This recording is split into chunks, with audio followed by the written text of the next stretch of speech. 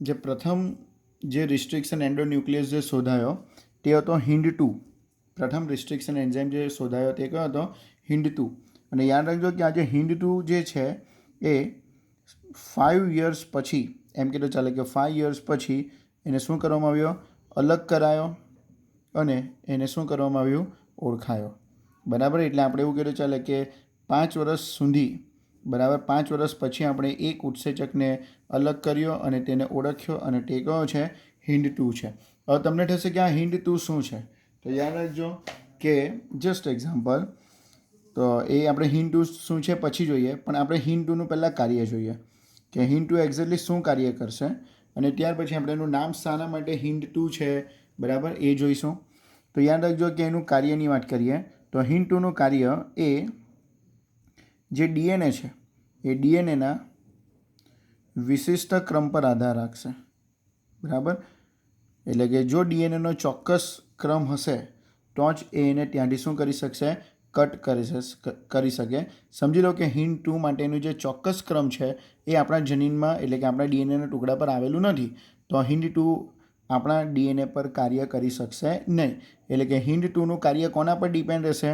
ડીએનએની અંદર આવેલા વિશિષ્ટ ક્રમ પર ડિપેન્ડ રહેશે। બરાબર, અને એ વિશિષ્ટ ક્રમ કે જે આપણે કહીએ ને કે ડીએનએનો ચોક્કસ ક્રમ અથવા તો તે ડીએનએના ચોક્કસ પોઈન્ટ પર જ એ શું કરી શકે? કાપ મૂકશે। એ ડીએનએના ચોક્કસ પોઈન્ટ પર શું મૂકશે? કાપ મૂકશે। જો એ ક્રમ કોઈક મનુષ્યમાં, પ્રાણીના ડીએનએમાં ન હોય તો HIND2 ત્યાં કાર્ય કરી શકશે નહીં। હવે યાદ રાખજો કે આ મોસ્ટ ટાઈમ યાદ રાખવાનું છે કે HIND2 ક્યાં કાર્ય કરે? તો એ ચોક્કસ બેઝ ક્રમને જ કટ કરશે, પરંતુ જે બેઝ ક્રમને કટ કરશે એ બેઝ ક્રમ 6, એ જે બેઝ ક્રમ છે એ 6, એટલે કે તમે એવું કહી શકો કે જે HIND2 છે, HIND2, બરાબર, એ જે ડીએનએનો વિશિષ્ટ ક્રમ જે પણ કટ કરશે, બરાબર છે, તે ક્રમ યાદ રાખજો કે જે પણ ક્રમને કટ કરશે અથવા તો જે ટુકડાને કટ કરશે તે 6 બેઝ જોડનો એક ચોક્કસ ક્રમ હશે। 6 બેઝ જોડનો એક, આપણે એવું કહીએ ચાલે કે ચોક્કસ એક શું હશે? ક્રમ હશે। આ યાદ રાખો, બરાબર છે। તો કોઈ પણ રિસ્ટ્રિક્શન એન્ઝાઇમ, આપણે એવું નથી કહેતા કે HIND2 યા કોઈ પણ, તો યાદ રાખજો કે આ જે રિસ્ટ્રિક્શન એન્ઝાઇમ છે એ ડીએનએને કોઈ ચોક્કસ જગ્યા પરથી જ કટ કરશે, એટલે કે ચોક્કસ ક્રમથી જ કટ કરશે। ને સમજી લો કે એ ચોક્કસ ક્રમ ન હશે તો તે રિસ્ટ્રિક્શન એન્ઝાઇમ ત્યાં કામ કરી શકશે નહીં। પરંતુ આપણે HIND2ની જો આપણે એક સ્પેસિફિકેશન કહીએ તો એ જે ટુકડાને કટ કરશે ને એ ટુકડો 6 બેઝ જોડનો જ હશે। એ ટુકડો 6 બેઝ જોડનો ટુકડો હશે, એ આપણે યાદ રાખવાનું રહેશે। બરાબર છે, આ 6 બેઝ જોડનો જે ટુકડો કે જે HIND2 દ્વારા છૂટો પડશે એ 6 બેઝ જોડના ચોક્કસ જે ક્રમ છે એ HIND2 માટેની શું કહેવાશે? ઓળખ જગ્યા। એટલે યાદ રાખવાનું કે આ જે 6 બેઝ જોડનો જે ચોક્કસ ક્રમ આવવાનો, બરાબર ને, કે જેને HIND2 દ્વારા કટ થવાનું છે। સમજી લો કે આ ડીએનએની શૃંખલા છે, આ એના નાઇટ્રોજન બેઝ છે, બરાબર છે। તો HIND2 આ ચોક્કસ નાઇટ્રોજન બેઝવાળો, ધારો કે સમજો કે 6 બેઝને તોડે, તો આ જે 6 બેઝને જ્યાંથી તોડે એ જગ્યા HIND2 માટે શું થઈ જશે? એ એની ઓળખ જગ્યા થઈ જશે। એની શું થઈ જશે? ઓળખ જગ્યા। કેમ ઓળખ જગ્યા? આપણે કીધું છે કે વિશિષ્ટ ક્રમ પર જ આધાર રાખશે। એ વિશિષ્ટ ક્રમ કે જ્યાંથી એના પર કટ મૂકવામાં આવશે, બરાબર, એ વિશિષ્ટ ક્રમ એ HIND2 માટે શું કહેવાશે? એની ઓળખ જગ્યા કહેવાશે। એ માટે શું કહેવાશે? એની ઓળખ જગ્યા। બરાબર છે। હવે આપણે વાત કરીશું કે આ જે HIND2 જે છે, બરાબર, તો આપણે તો HIND2ની વાત કરી કે આપણને એમ કે HIND2 એક રિસ્ટ્રિક્શન એન્ઝાઇમ છે, પણ યાદ રાખજો કે HIND2 સિવાય પણ, આપણે નોમેનક્લેચરની પછી વાત કરીએ, પણ યાદ રાખજો કે આ જે HIND2 છે, બરાબર છે, તો HIND2 સિવાય, બરાબર, HIND2 સિવાય આજે આપણી પાસે 900થી પણ વધારે રિસ્ટ્રિક્શન એન્ઝાઇમની જાણકારી છે, બરાબર। તો આના જેવા HIND2 જેવા કે જે ડીએનએને ચોક્કસ જગ્યા પરથી કાપે, બરાબર છે, ચોક્કસ જગ્યા પરથી કાપે, આજે આપણી પાસે HIND2 સિવાય પણ 900થી વધારે રિસ્ટ્રિક્શન એન્ઝાઇમની જાણકારી છે। અને આ જે 900થી વધારે જે રિસ્ટ્રિક્શન એન્ઝાઇમ જે છે કે જે આપણને ક્યાંથી મળે છે? તો તે આપણને બેક્ટેરિયામાંથી, બરાબર, બેક્ટેરિયાની 200થી વધારે જાતિમાંથી આપણે એને શું કરેલું છે? અલગ કરેલું છે। એટલે આ MCQ આપણે યાદ રાખવાના રહેશે। એક્ઝામમાં પૂછાય કે કેટલા રિસ્ટ્રિક્શન એન્ઝાઇમ છે, તો તમે કહી શકો 900થી વધારે રિસ્ટ્રિક્શન એન્ઝાઇમ, અને આ રિસ્ટ્રિક્શન એન્ઝાઇમ જે 200થી વધારે બેક્ટેરિયાની જાતો માટે શું કરેલું છે, અલગ પાડવામાં આવેલું છે, બરાબર છે.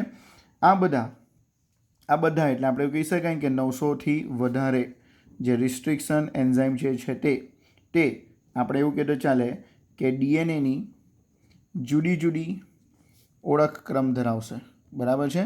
ડીએનએનો જુદો જુદો શું ધરાવે, ઓળખક્રમ. આના પર ધ્યાન આપવાનું છે કે 900થી વધારે રિસ્ટ્રિક્શન એન્ઝાઇમ છે તો તે ડીએનએને યાદ રાખજો કે જુદો જુદો ઓળખક્રમનો મતલબ શું થયો કે એ ડીએનએને કોઈ ચોક્કસ જગ્યા પરથી જ કટ મૂકશે, બરાબર, દરેક રિસ્ટ્રિક્શન એન્ઝાઇમ. પણ જે 900થી વધારે રિસ્ટ્રિક્શન એન્ઝાઇમ છે તો દરેક જણની જે ઓળખ જગ્યા છે, કટ મૂકવાની જે પ્લેસ છે, ચોક્કસ નાઇટ્રોજન બેઝ પરથી જ કટ કરે. તો યાદ રાખજો કે બધાનો કેવો છે, ચોક્કસ નાઇટ્રોજન બેઝ પરથી જે કટ મૂકે છે એ જગ્યા બધાની કેવી છે, જુદી જુદી છે. એનો મતલબ એ થયો કે એક રિસ્ટ્રિક્શન એન્ઝાઇમની ઓળખ જગ્યા એ બીજા રિસ્ટ્રિક્શન એન્ઝાઇમની ઓળખ જગ્યાથી કેવી હોય, જુદી હોય. એટલે કે એવું કોઈ દિવસ પોસિબલ નથી કે બે ઉત્સેચકો કોઈ એક જ જગ્યા પરથી કટ મૂકશે. ખબર પડી ગયું? કોઈ બે રિસ્ટ્રિક્શન એન્ઝાઇમ ડીએનએને કોઈ એક જ જગ્યા પરથી કાપે એવું શું છે, ઇમ્પોસિબલ છે. બિકોઝ ઓફ કે આપણી પાસે જેટલા પણ 900થી વધારે ઉત્સેચકો છે કે જે ડીએનએને કોઈ ચોક્કસ જગ્યા પરથી જ કટ મૂકશે, બરાબર. એટલે કે દરેકની આપણે કહ્યું કે જે ચોક્કસ જગ્યા પરથી કટ મૂકે એ ડીએનએની શું થઈ ગઈ, ઓળખ જગ્યા થઈ ગઈ. તો દરેકનો ઓળખક્રમ, દરેક ઉત્સેચકનો ઓળખક્રમ, ધારો કે 900 ઉત્સેચક છે તો એમનો ઉત્સેચકનો ઓળખક્રમ બી કેટલો હશે, 900 હશે. કેમ કે એક ઉત્સેચકનો ઓળખક્રમ બીજા ઉત્સેચકથી કેવો હશે, જુદો હશે, બરાબર છે. હવે આપણે વાત કરીએ જસ્ટ એક્ઝામ્પલ, આ બી મોસ્ટ ટાઈમ બી યાદ રાખવાનું રહેશે કે આપણે કીધું કે હિન્ટુ નામ કેવી રીતે પડ્યું, બરાબર. તો આપણે એનું નોમેનક્લેચર જોઈએ. તો જસ્ટ એક્ઝામ્પલ આપણી પાસે એક એક્ઝામ્પલ છે ઈ કોલાઈ R1, આપણે લખ્યું છે ઇકો R1, બરાબર છે. તો હવે તમને યાદ રાખજો કે ઈ કોલાઈ એટલે આપણને એટલું ઇકો લખીએ છીએ એટલે આપણને ખબર છે કે એ શું છે, ઇશ્ચેરેશિયા કોલાઈ. એ શું છે, ઇશ્ચેરેશિયા કોલાઈ. આટલું તો ક્લિયર થઈ ગયું. તો પ્રથમ અક્ષર, બરાબર, એનો પ્રથમ અક્ષર ક્યાંથી આવશે, એની પ્રજાતિમાંથી આવશે. એનો પ્રથમ અક્ષર ક્યાંથી આવશે, એનો પ્રથમ અક્ષર એની પ્રજાતિમાંથી આવશે, બરાબર છે. જ્યારે એનો જે બીજો અક્ષર છે, બરાબર છે, એનો જે બીજો અક્ષર છે તે શાના પર આધાર રાખશે, એના જાતિ પરથી આવશે, બરાબર. એની શાના પરથી આવશે, જાતિ પરથી. એટલે કે જે આર જે છે, બરાબર, એ જાતના નામ પરથી લેવામાં આવશે. આર એ શાના પરથી, એના જાતના નામ પરથી, બરાબર. અને જે રોમનમાં 1 લખ્યો છે, આ રોમનમાં જે 1 લખ્યો છે એ 1 શું લખ્યું છે, સમજો કે આર જાતિમાંથી આપણે કયા ક્રમનો ઉત્સેચક મેળવેલો છે, કયા ક્રમનો ઉત્સેચક મેળવેલો છે.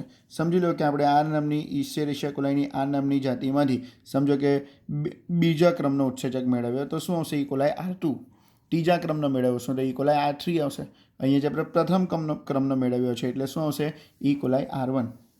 તો ક્લિયર થઈ ગયું આટલું, બરાબર. તો આ હતું એનું નોમેનક્લેચર.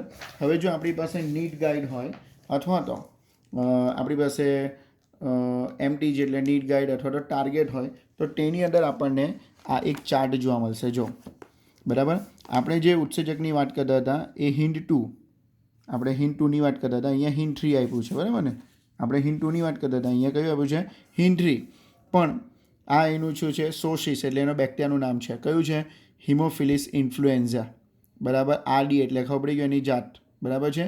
હવે આપણે એવું કીધું કે જે ચોક્કસ જગ્યા પરથી જ કટ મૂકે, આપણે એવું કંઈ બોલતા હતા. તો એ ચોક્કસ જગ્યા એટલે તમે જો કે અહીંયા બી એની વચ્ચેથી કટ મૂકેલા, એડેનિન વચ્ચે, ને અહીંયા પણ શું છે, એડેનિનની વચ્ચેથી કટ મૂકશે, બરાબર છે.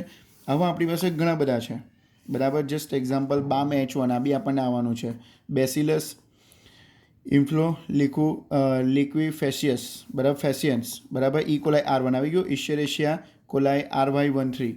તો તેવી રીતે બહુ બધા હશે કે જે, બરાબર, બેક્ટેરિયામાંથી આપણે શું કરેલા છે, એને અલગ કરેલા છે, બરાબર છે. આ એના નામ પરથી આ એના શોર્ટ ફોર્મ બનાવેલા છે કે જે આપણને MTG અથવા તો ટાર્ગેટની અંદર અવેલેબલ છે, બરાબર છે. તો હવે મારા ખ્યાલથી આ જે ટૉપિક હતો એ ક્લિયર થઈ ગયો છે કે પહેલાં તો રિસ્ટ્રિક્શન એન્ઝાઇમ શું છે, બરાબર. રિસ્ટ્રિક્શન એન્ઝાઇમની હિસ્ટ્રી શું હતી, કેવી રીતે અને ક્યાંથી મેળવાયો, બરાબર છે. પછી આપણે જોયું કે કેટલા છે, ક્યાંથી મળેલા છે અને એનું જે નામ નોમેનક્લેચર છે એ કેવી રીતે આપ્યું છે તે હજુ સુધીનું ક્લિયર છે. હવે આપણે રિસ્ટ્રિક્શન એન્ઝાઇમની આગળ જઈએ તો આજે રિસ્ટ્રિક્શન એન્ઝાઇમ આપણે એવું કીધું કે 900થી વધારે છે. એનો મતલબ કે આ રિસ્ટ્રિક્શન એન્ઝાઇમ એનો સમાવેશ મોટા વર્ગમાં થાય છે. રિસ્ટ્રિક્શન એન્ઝાઇમનો સમાવેશ જે રિસ્ટ્રિક્શન એન્ઝાઇમ છે આપણે એમ કહેતો ચાલે કે તે મોટા વર્ગમાં એનો સમાવેશ થાય છે. બરાબર છે. કેમ કે આપણે કીધું કે તો 900થી વધારે છે. બરાબર. રિસ્ટ્રિક્શન એન્ઝાઇમ કેવો છે? 900થી વધારે, એટલે કે એનો સમાવેશ મોટો વર્ગ એટલે કે 900થી વધારે સમાવી શકે, એટલે કે એની અંદર 900થી વધારે રિસ્ટ્રિક્શન એન્ઝાઇમ છે. 900થી વધારેનું ગ્રુપ છે એમ કે તો ચાલે. આ રિસ્ટ્રિક્શન એન્ઝાઇમ હવે ધ્યાન આપજો. આ જે રિસ્ટ્રિક્શન એન્ઝાઇમ એ યાદ રાખજો કે 2 પ્રકારના છે. આ રિસ્ટ્રિક્શન એન્ઝાઇમ કેટલા પ્રકારના છે? 2 પ્રકારના છે. તેમાંનો જેનો પહેલો જે પ્રકાર છે એને આપણે કહીશું એક્ઝો ન્યુક્લિયસ, અને જે બીજો જે છે બરાબર એને કહીશું એન્ડોન્યુક્લિયસ. બરાબર. તો રિસ્ટ્રિક્શન એન્ઝાઇમ બરાબર, રિસ્ટ્રિક્શન એન્ઝાઇમના કેટલા પ્રકાર છે? 2. એક છે એક્ઝોન્યુક્લિયસ અને બીજો છે એન્ડોન્યુક્લિયસ. જે એક્ઝોન્યુક્લિયસ છે એનું કાર્ય યાદ રાખજો કે એક્ઝોન્યુક્લિયસનું કાર્ય એ ડીએનએના છેડા પરથી, ડીએનએના છેડા, એક્ઝો પરથી યાદ રાખવાનું કે ડીએનએના છેડા પરથી ન્યુક્લિયોટાઇડને દૂર કરે. બરાબર. ડીએનએના છેડા પરથી ન્યુક્લિયોટાઇડને દૂર કરે. જ્યારે એન્ડોન્યુક્લિયસ જે છે એ યાદ રાખજો કે ડીએનએની અંદર, એક્ઝો એટલે છેડા પર અને એન્ડો જે છે તે ડીએનએના અંદર શું કરશે? જે ચોક્કસ સ્થાન છે ડીએનએના અંદર, જે ચોક્કસ સ્થાન છે એના પર શું મૂકશે? કાપ મૂકશે. ડીએનએના અંદર ચોક્કસ સ્થાન પર શું મૂકશે? કાપ મૂકશે. તો આટલું ક્લિયર થઈ ગયું આપણને કે રિસ્ટ્રિક્શન જે ઉત્સેચક છે બરાબર એ 2 પ્રકારના છે. એક એક્ઝો ન્યુક્લિયસ અને બીજું એન્ડો. જે એક્ઝો જે છે એનું કાર્ય શું છે? ડીએનએના છેડા પર જે ન્યુક્લિયોટાઇડ છે એને દૂર કરવાનું છે. જ્યારે એન્ડોન્યુક્લિયસ જે છે એ ડીએનએની અંદર ડીએનએને કોઈ ચોક્કસ સ્થાન પર જઈને કટ કરશે અથવા તો કાપ મૂકશે. બરાબર છે. હવે આ જે રિસ્ટ્રિક્શન એન્ઝાઇમ છે એ વર્ક કેવી રીતે કરશે? આપણે હમણાં કીધું કે 900થી વધારે રિસ્ટ્રિક્શન એન્ઝાઇમ છે, અને આ જે 900થી વધારે જે રિસ્ટ્રિક્શન એન્ઝાઇમ જે છે તો એનો મતલબ એ થયો કે એ જો 900થી વધારે રિસ્ટ્રિક્શન એન્ઝાઇમ હોય તો તેની ઓળખ જગ્યા બી જુદી જુદી હોય. બરાબર છે. એટલે કે દરેક રિસ્ટ્રિક્શન એન્ઝાઇમ એમ કહેતો ચાલે કે કોઈ ચોક્કસ જગ્યાથી જ કટિંગ કરશે. બરાબર. તો એનો મતલબ એ થયો કે 900થી વધારે ઓળખ જગ્યા છે તો કોઈ સ્પેસિફિક સમજો કે હિન્ડ, આપણે કીધું કે હિન્ડ H1 છે, હિન્ડ 2 છે, તો તે શું કરશે કે ડીએનએમાં પોતાની ઓળખ જગ્યાને પહેલાં તો શોધશે. શોધ્યા પછી શું થશે? એ જગ્યા પર એ જોડાઈ જશે, અને જોડાઈ ગયા પછી એ ડીએનએની અંદર જે શર્કરા ફોસ્ફેટ જે જોડાયેલા હોય તેના વિશિષ્ટ કેન્દ્ર પર જઈને એને કટ કરશે. બરાબર. તો હવે આપણને એનું વર્કિંગ કેવી રીતે કરશે તે ખબર પડી ગયું ને, કેવી રીતે કાર્ય કરશે. તો જે રિસ્ટ્રિક્શન એન્ઝાઇમ છે તે પહેલાં તો શું કરશે? જે ડીએનએની જે શૃંખલા છે બરાબર, એ ડીએનએની શૃંખલાની જે લંબાઈ છે એ લંબાઈનું નિરીક્ષણ કરશે. ડીએનએની શૃંખલાની લંબાઈનું નિરીક્ષણ કરશે. નિરીક્ષણ એટલે કે એના પર પોતાનો પહેલાં ક્રમ શોધશે. એ લંબાઈ પર પોતાનો શું શોધે? ક્રમ શોધે. ક્રમ શોધ્યા પછી એટલે કે નિરીક્ષણ કરશે પછી પોતાની ઓળખ જગ્યા, કેમ કે 900 રિસ્ટ્રિક્શન ઉત્સેચક છે તો 900ની ઓળખ જગ્યા કેવી છે? જુદી. તો પોતાની જે ઓળખ જગ્યા જે છે બરાબર, ત્યાં ઓળખ જગ્યાને શું કરી લે? શોધે. નિરીક્ષણ કરીને શોધે, અને શોધ્યા પછી બરાબર ત્યાં ડીએનએ શું થઈ જશે? ત્યાં ડીએનએ સાથે આ રિસ્ટ્રિક્શન એન્ઝાઇમ એ ડીએનએ સાથે શું થઈ જાય? જોડાઈ જાય. ડીએનએ સાથે જોડાઈ ગયા પછી બરાબર, ડીએનએ સાથે જોડાઈ ગયા પછી બંને કુંટલને બરાબર, જોડાઈ ગયા પછી બંને કુંટલને બરાબર, જે કુંટલની અંદર એટલે કે આપણે ડબલ હેલિક્સ સ્ટ્રક્ચર બોલીએ છીએ તે શર્કરા ફોસ્ફેટ બરાબર, શર્કરા ફોસ્ફેટ પર જે વિશિષ્ટ કેન્દ્ર છે બરાબર એના કટિંગ માટેના, ત્યાંથી એને શું કરશે? કાપ મૂકશે. બરાબર. તો આ સિક્વન્સ તમારે યાદ રાખવાની રહેશે. બરાબર. રિસ્ટ્રિક્શન એન્ઝાઇમની કાર્ય કેવી રીતે કરે તો એ સિક્વન્સ તમારે યાદ રાખવાની રહેશે. એક્ઝામમાં પૂછી શકાય તો તમારે સિક્વન્સ યાદ રાખવાની કે રિસ્ટ્રિક્શન એન્ઝાઇમ ડીએનએની શૃંખલાનું પહેલાં નિરીક્ષણ કરશે. નિરીક્ષણ કર્યા પછી પોતાની ઓળખ જગ્યાને શોધશે, અને પોતાની ઓળખ જગ્યા શોધાઈ ગયા પછી બરાબર, પોતાની ઓળખ જગ્યા શોધાઈ ગયા પછી એ ડીએનએ સાથે ત્યાં શું થઈ જશે?